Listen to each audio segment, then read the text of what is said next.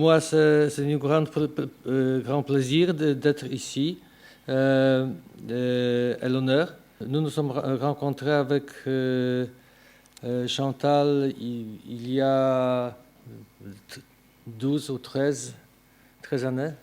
J'ai pris beaucoup d'inspiration de Chantal. I want to say more than I can. Basculer vers le français. Donc,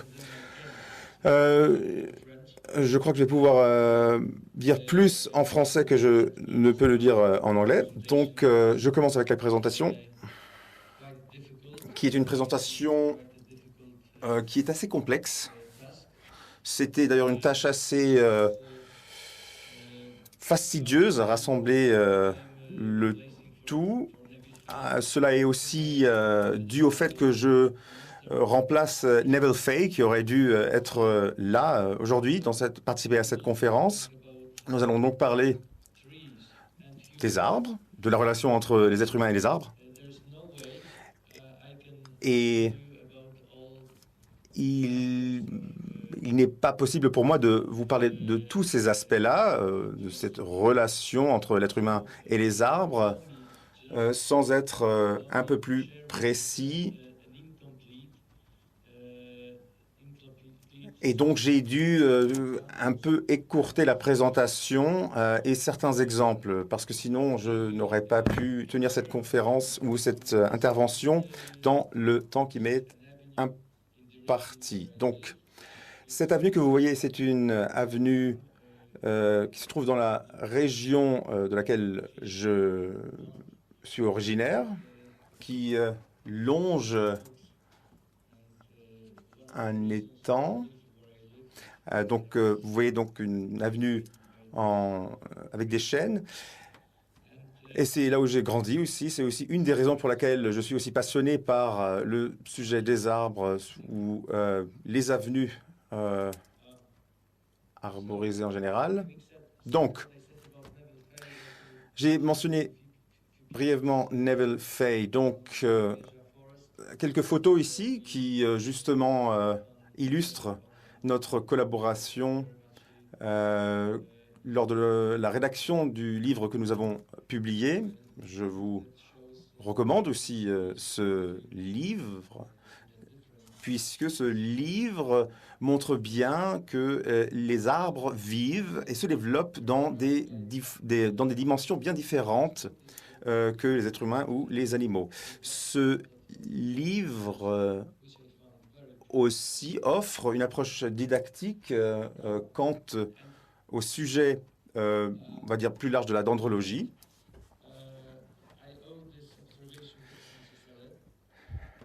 Cette observation, je m'en suis inspiré de Francis Allais. Quand on voit, par exemple, ces anciennes peintures dans les grottes, on voit que les arbres ne jouaient pas véritablement un rôle important. Pour Aristote, les arbres étaient des créatures inférieures, non seulement inférieures à l'homme, mais aussi inférieures à l'animal. Mais nous savons maintenant que les arbres ne sont pas inférieurs aux animaux, mais qu'ils sont tout simplement adaptés à un cycle de vie qui est donc sédentaire. D'autre part, il y avait un aspect mystique de l'arbre ou des arbres en général. Surtout pour les peuples scandinaves, on peut retrouver ce symbole de l'arbre qui représente le centre du monde, où on peut ainsi dire aussi le pilier ou des piliers du ciel.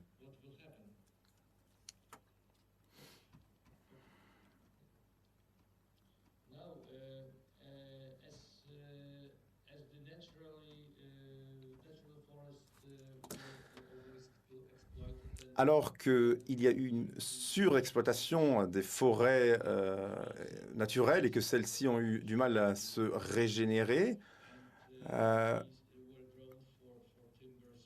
et que c'était surtout l'industrie du bois qui voilà, cherchait à tirer profit de cette exploitation. Il est bien important de souligner d'autres arbres qui sont spéciaux, qui avaient une autre fonction. Là, en l'occasion, dans le cas, un arbre qui produit, qui approvisionne en aliments, en nutriments différents animaux et micro-organismes. Et les arbres ont été très tôt intégrés dans la conceptualisation des voies de transport. Et comme nous le savons, donc ces routes, ces allées ont été bordées d'arbres.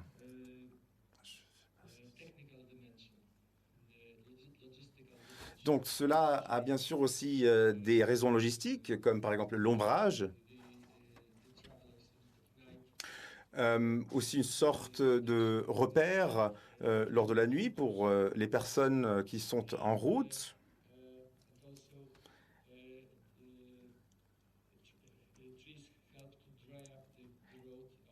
Et en même temps, les arbres, parmi d'autres propriétés, étaient aussi à même d'assécher les bords de route après des pluies fortes et de grandes averses. Donc, vous voyez ici cette avenue de Tilleul en Allemagne.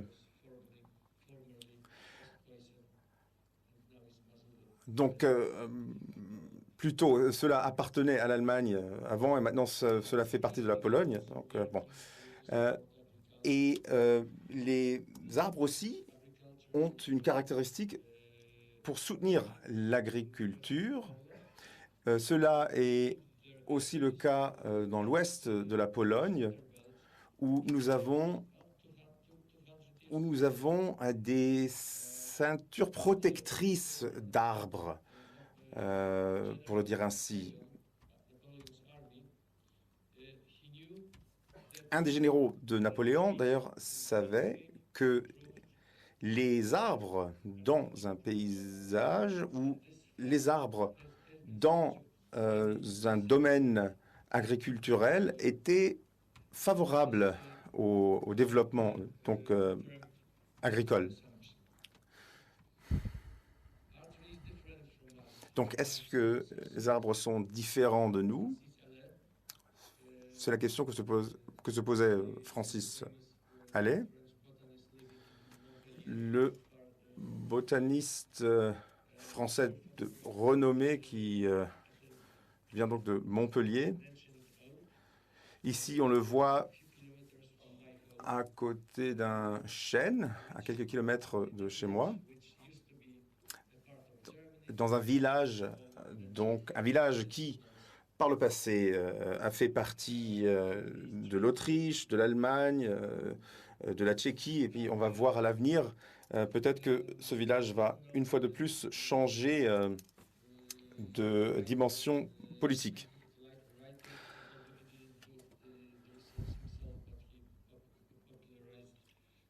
Peter Wohlleben a su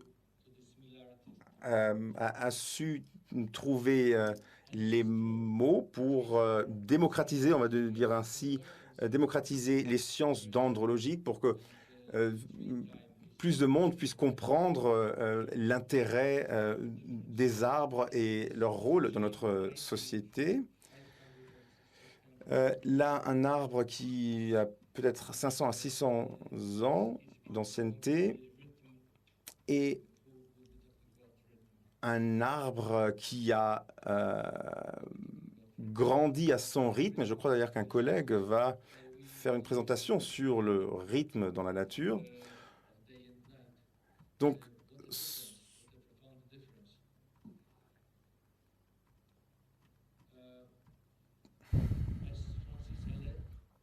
comme Francis Allais l'a fait remarquer, c'est que les arbres peuvent être eh bien, à moitié morts ou partiellement morts, ce qui n'est pas le cas, bien sûr, pour les êtres humains. Et cette capacité de l'arbre de se régénérer dépasse même en fait le cycle de vie classique comme on le connaît pour les êtres humains ou les animaux. Donc on peut dire ainsi que les arbres peuvent avoir une deuxième vie, puisque on a pu constater que à l'intérieur des troncs des arbres creux, on pouvait observer un développement ou un redéveloppement du tronc. Donc vous avez dans cette, on va dire, dans cette enveloppe d'écorce, un nouvel arbre qui renaît. Maintenant, on peut se poser la question si la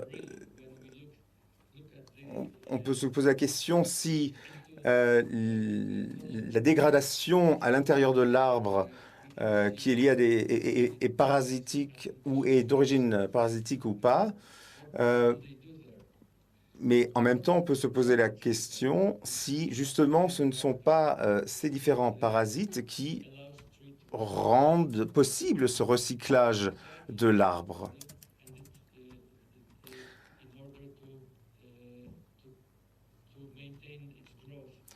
Pour maintenir aussi le développement et la croissance.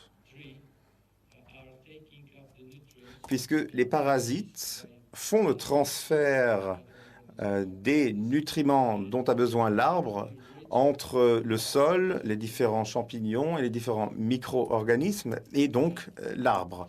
C'est un exemple de ce dont je parlais. Là, vous voyez un saule.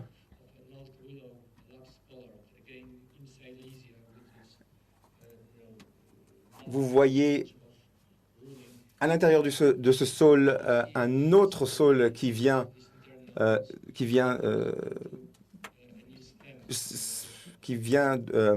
pousser à l'intérieur donc de cet ancien saule.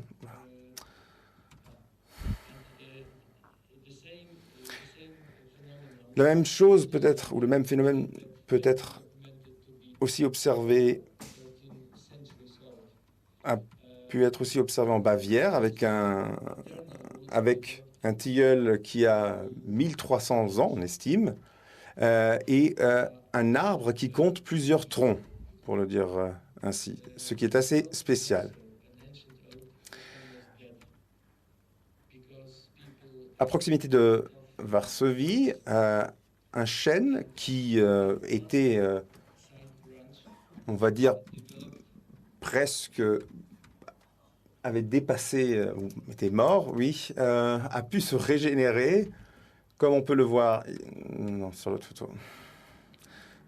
Voilà.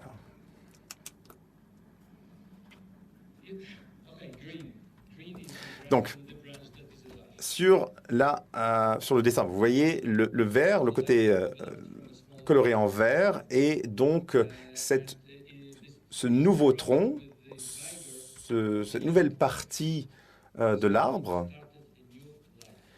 qui est donc partie de l'ancien tronc. C'est un arbre qui, d'ailleurs, est très apprécié par les habitants du village. C'est un arbre très spécial. Un autre chêne, ici un exemple d'un chêne qui a été taillé pour le forage.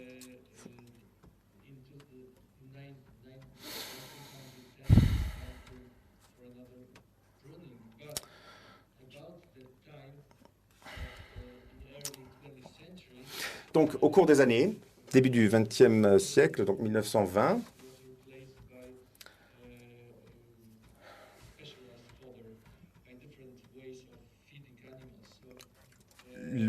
la fonction de l'arbre avait changé.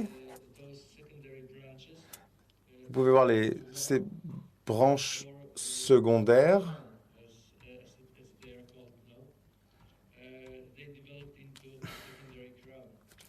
Ce sont donc ces ramifications. La ramification de ces branches ont produit une deuxième couronne.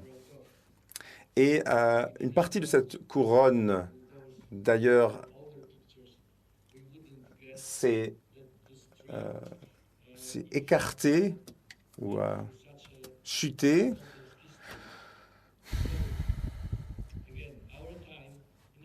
Donc, en tant qu'arboriste, en tant qu'expert, on fait des photos sur les différents arbres, on les analyse, mais comment savons-nous quoi faire de ces anciens arbres?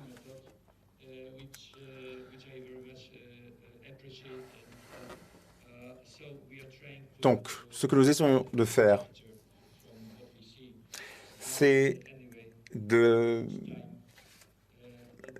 avec ces connaissances, oui, à partir des nouvelles connaissances que nous avons pu gagner dans notre travail, nous avons élaboré de nouvelles méthodes.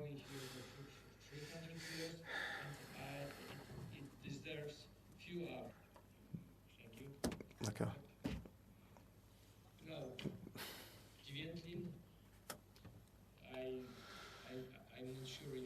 Donc, je ne sais pas si on peut juste revenir en...